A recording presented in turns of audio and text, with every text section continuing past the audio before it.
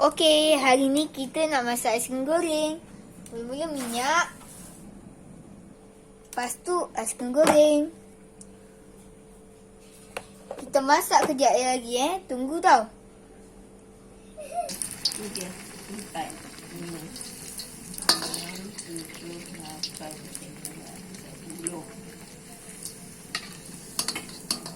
Okay, dia aiskrim goreng ni dia masak sekejap je tau guys.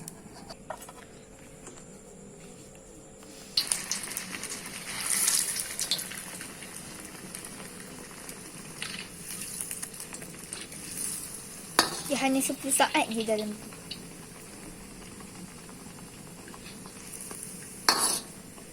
Yang lama-lama nanti hangus. Ya, tak payah buka gelap.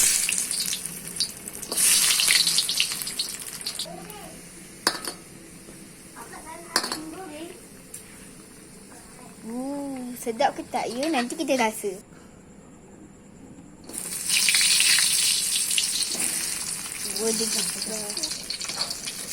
Ingat 10 saat je.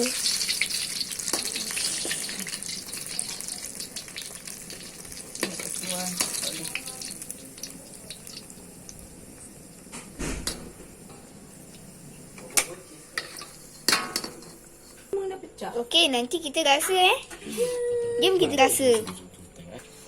Kita try potong. Agaknya apa isi dalam dia. Wow. Jadi tu 2, 3. 1, 2, 3. Okey. Kalau ni jadi ke tak? Jadi. Alhamdulillah jadi. Okey. Okey, kita try rasa ya. Sedap. Jadi. Adik, Umi nak masak. Dia cuci ya